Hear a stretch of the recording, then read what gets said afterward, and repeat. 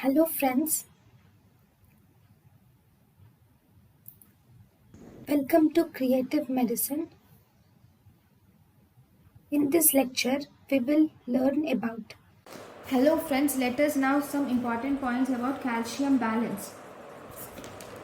So, calcium balance is maintained by three hormones. What are the three hormones? That is parathormone, vitamin D, which is nothing but calcitriol. Then we have calcitonin. Then it is also maintained by these three hormones will act on three main tissues. They act on bone, they act on GIT, they act on kidney.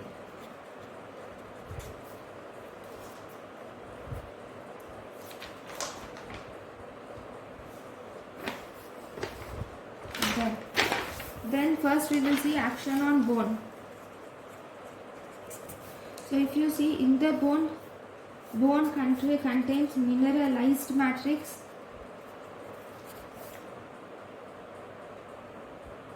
Bone contains bone matrix. Bone matrix is actually first bone has the following parts. Bone has minerals, okay. Bone has matrix and bone has cells. In minerals, it is obviously hydroxyapatite is present. In matrix again, it is of two types. Either it is mineralized matrix or it is unmineralized matrix. In mineralized matrix, you will see presence of hydroxyapatite crystals are present in mineralized matrix. And unmineralized matrix, which is called as osteoid, here you will see type 1 collagen,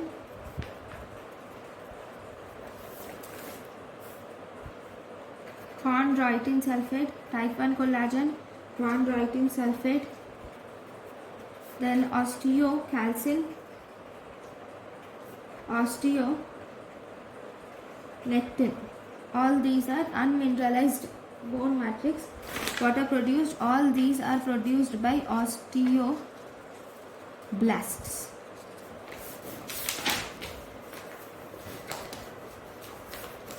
Now what is happening? I'll just draw a diagram. So this is the epithelial cell of the external membrane. Then you will have osteoblasts. So this layer is osteoblasts.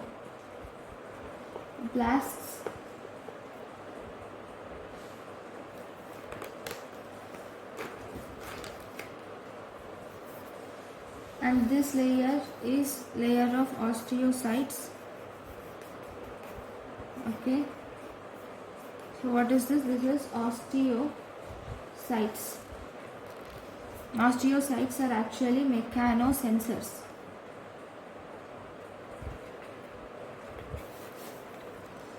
Okay. So if you see, this is the matrix. So in the matrix we have osteoblasts and osteocytes. Now these osteoblasts will produce osteocalcin, it produces osteonectin, then it has collagen. Okay, this collagen now will combine with hydroxy. Okay, all this will now combine with hydroxyapatite. When this is osteoid, okay, when this osteoid combines with hydroxyapatite, it results in the formation of calcified or mineralized matrix. Okay, so this is how the mineralization takes place. Now we will see at the receptor level what happens and how does the hormones act. So if you see, this is again the membrane. Okay, so these are osteoblasts. What are they? These are osteoblasts, and you will also have this has these foldings. Actually this is osteoclast. Okay, this is osteoblast, this is osteoclast. Osteoclast has rank ligand in it. Now, whenever there is vitamin D and parathormone will activate these osteoclasts. Okay, these will have rank ligand, these will produce rank ligand, and these will have these will produce osteoprotegerine.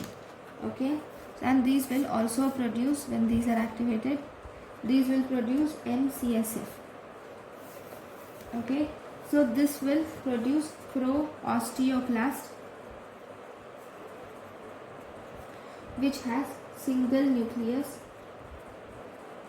2. It forms due to the presence of rank and rank ligand interaction.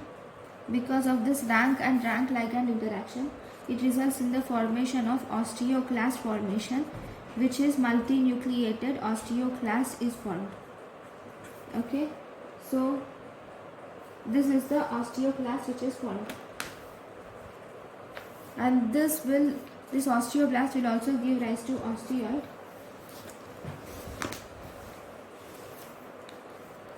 Okay, and then in the rank ligand, if you see, in the rank ligand there are many nuclei. It is multinucleated. Then if you see, it has channels for H plus and chloride. Okay, then it also has, what are these channels actually? This channel, H plus channel, is called as H plus ATPase pump. Whereas this chloride channel, what is this? This is actually CLC7 channel. This H plus channel is H plus ATPase pump, whereas this chloride channel is CLC7 pump. Okay, along with that, here it has two molecules. One, it has integrins which are bound tightly to the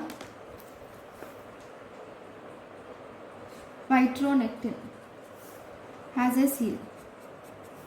So if you see, this is integrin which is bound to vitronectin. So both these are form a seal. Okay, with H plus and calcium and everything, you will form, it will result in formation of a dissolve which contains mineral, which is nothing but hydroxyapatite is present. Okay, now if you see the receptors of parathormone and vitamin D, receptors of parathormone and vitamin D are present in osteoblasts. So osteoblast has receptors for parathormone and vitamin D, whereas osteoclast has receptor for calcitonin. Okay, so this is about osteoblast and how the interaction occurs. Now let us now learn some important points about osteoprotegerine. Right, so when this osteoblast activate the MCSF will cause pro-osteoblast to osteoclast due to rank and rank ligand interaction.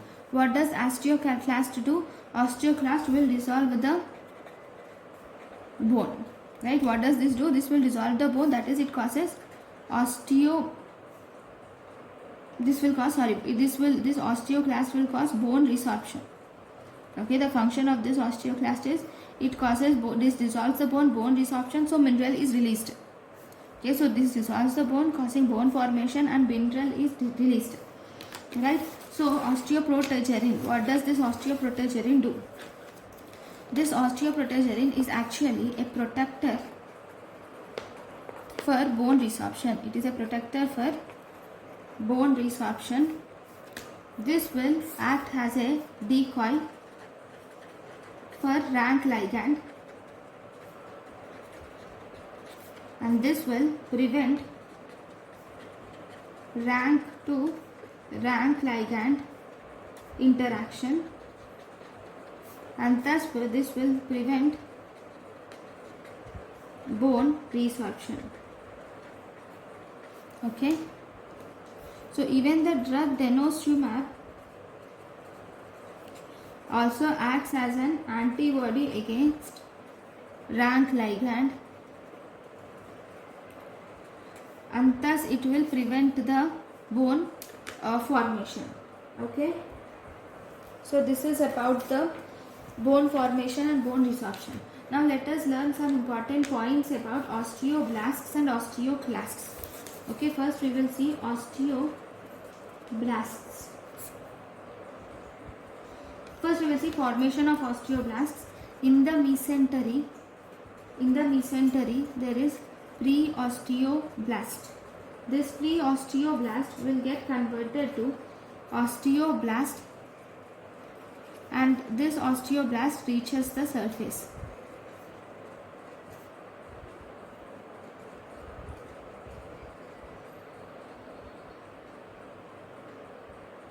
And this osteoblast, after its function, it becomes osteoid osteocyte, and then it forms mineralizing osteocyte, and it forms finally mature osteocyte. Okay, this is how osteocyte is formed. So what are osteocytes actually? Osteocytes are the osteoblasts that have become surrounded by matrix. These are osteoblasts which are become surrounded by matrix. So if you see this osteoblast here, pre-osteoblast will be on the surface, and this, if you see, this is the matrix. This is matrix, that is surface. Now osteoblasts will also be on the surface, and this is matrix. Now osteoid osteocyte will now lose their surface, and it starts going into the matrix. In mineralizing osteocytes and in osteoid osteocytes, it develops one of the processes also, dendritic processes. It is like this. Okay, then it forms mature osteocytes. So osteoblast is nothing but the osteocyte that has become surrounded by the matrix. Now, these osteocytes are maximum in number in bones when compared to other cells. These osteocytes are actually mechanosensors.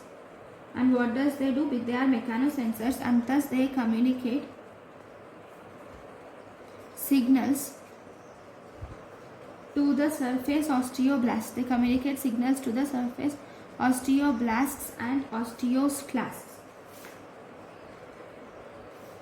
Osteoclast through WNT. Okay, so this is how the osteocyte works. Then what is osteoclast? Now how is osteoclast formed? So we will see osteoclast formation. So in the osteoclast formation, first there is hematopoietic stem cell. This hematopoietic stem cell will form common myeloid progenitor cell.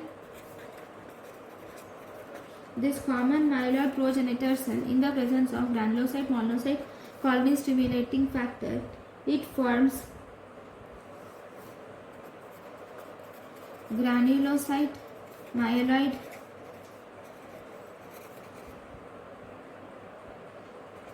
precursor cell, which will result in the presence of monocyte colony stimulating factor, it forms osteoclast